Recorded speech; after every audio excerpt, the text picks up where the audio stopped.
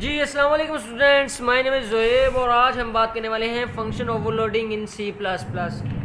Students, function overloading से मुराद ये है कि हमारे पास सेम फंक्शन हो लेकिन उनकी डेफिनेशन जो है या पैरामीटर जो है वो डिफरेंट हो सकते हैं, तो फंक्शन कॉलिंग कैसे होगी।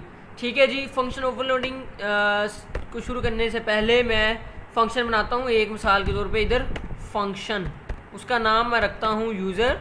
फंक्शन का नेम है यूज़र और इधर ये इसको मैं खाली छोड़ देता हूँ। इधर मैं दो पैरामीटर्स जो हैं वो इसमें इसको खाली छोड़ देता हूँ और इधर मैं करवा देता हूँ this is non parameterized function. जब ये फंक्शन कॉल हो तो ये वाली स्टेटमेंट एग्जीक्यूट हो। ठीक है जी। इसके बाद मैं एक फंक्शन और बनाता हूँ ओवरलोडिंग। फंक्शन ओवरलोडिंग का मतलब है कि ये है कि फंक्शन का जो नेम है वो सेम हो लेकिन उसकी जो डेफिनेशन है या उसकी जो पैरामीटर है उसकी बिना पे कॉलिंग हो। ठीक है जी। अब मैं एक और फंक्शन बनाने जा रहा हूँ जिसका नाम आपको पता है वो सेम होगा यूज़र, और ये एक पैरामीटर रिसीव करेगा इंटीजर टाइप का इंट ए। ठीक है जी। और ठीक है जी, int a c out this is parameterized. Spelling की मिस्टेक हो सकती है, मैंने आपका टाइम ज़्यादा ना लूँ। ठीक है जी। और दिस इज़ पैरामीटराइज्ड और ए को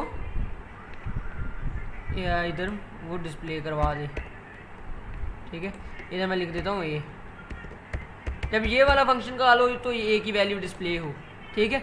अब एक और मैं फंक्शन बना रहा हूँ जिसका नेम है यूज़र ही होगा, आपको पता है क्योंकि जो फंक्शन का नेम है वो सेम रहता है। इसमें एक मैं वैल्यू देता हूँ फ्लोट टाइप की, फ्लोट ए, और एक वैल्यू हमारे पास है इंट बी। ठीक है जी। इंट बी एक इंटीजर टाइप की और एक फ्लोट टाइप की। ठीक है। अब ये वाली जब स्टेटमेंट एग्जीक्यूट हो तो ये डिस्प्ले करवाए c out a float a is a को डिस्प्ले करवाए और एंडल साथ लिख देते हैं। ठीक है जी। और उसके बाद ये बी को भी एग्जीक्यूट करवाए, बी को भी डिस्प्ले करवाए ये वाला फंक्शन फ्लोट नहीं इंट बी इज। ठीक है। जब ये वाला फंक्शन कॉल हो तो ये हमारे पास जो है ए और बी को डिस्प्ले करवाए। अब कॉलिंग किस बना पे होगी, क्योंकि हमारे पास जो फंक्शन का नेम है वो तो सेम है। ठीक है जी। अब इसकी जो कॉलिंग है मेन से वो होगी पैरामीटर लिस्ट की बिना पर। अगर हमने एक पैरामीटर पास किया है तो ये वाला फंक्शन एक आर्गूमेंट या एक पैरामीटर इसको पास किया है मेन से, तो ये वाला फंक्शन कॉल होगा अगर उसने देखा कि इंटीजर टाइप का ये पैरामीटर है। ठीक है। अगर हुआ फ्लोट का, पहला फ्लोट का हुआ और दूसरा इंट का हुआ तो ये वाला फंक्शन कॉल होगा। अगर हमने कोई आर्गूमेंट पास ना किया तो ये वाला फंक्शन कॉल हो जाएगा, ये वाला फंक्शन। ठीक है जी। ये वॉइड यूज़र वाला। ठीक है। अब मैं इसको एग्जीक्यूट करके देखता हूँ। पहले मैं मेन में आ जाता हूँ और कॉलिंग करके आपको बताता हूँ। ठीक है। अब मैं कॉलिंग करने लगा हूँ। मैंने कॉलिंग करनी है सिर्फ ये वाले फंक्शन को यूज़र। ये आप कोई भी कर सकते हैं, मैं ये वाला करके आपको बताने वाला हूँ यूज़र। ठीक है जी। ये मैंने यूज़र लिखा और मैंने इसको आर्गूमेंट पास किए। मैं पास करता हूँ बार 23। तो कौन सा कंस्ट्रक्टर जो है हमारे पास फंक्शन कॉल होगा 23। एक इंटीजर टाइप है।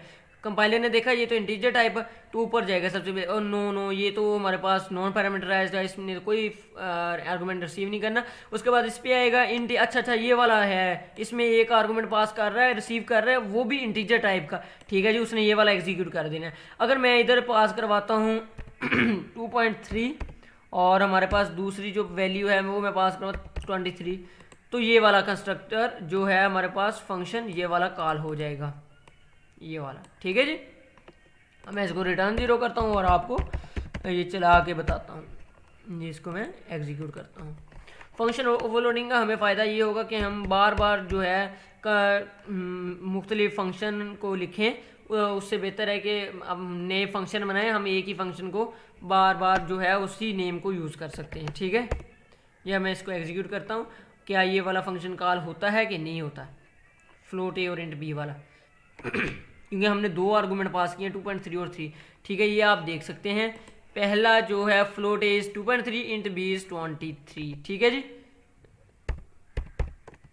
ये आप देख सकते हैं 2.3 और इंट बी इज 23। ठीक है, ये वाला फंक्शन जो है कॉल हुआ। हालांकि हमारे पास जो फंक्शन का नेम है यूज़र, इसी में भी है, इसमें भी है, इसमें है, तमाम फंक्शन का नेम सेम है लेकिन पैरामीटर लिस्ट मुख्तलिफ है। ठीक है, इसका मतलब फंक्शन ओवरलोडिंग की जो है वो फंक्शन कॉलिंग की जो कंपाइलर देखता है पैरामीटर लिस्ट को देखता है कि क्या पैरामीटर लिस्ट उसने बनाई है। ठीक है, अगर मैं इधर पास करता हूँ सिर्फ 23, तो फिर देखते हैं क्या कौन सा फंक्शन कॉल होता है। फिर ये वाला फंक्शन कॉल होना चाहिए, दिस इज पैरामीटराइज्ड। ये देखिए दिस इज पैरामीटराइज्ड, ए की वैल्यू उसने 23 आपके सामने एग्जीक्यूट करके हमें दिखा दी है। ठीक है जी, ये था हमारा फंक्शन ओवरलोडिंग का कॉन्सेप्ट।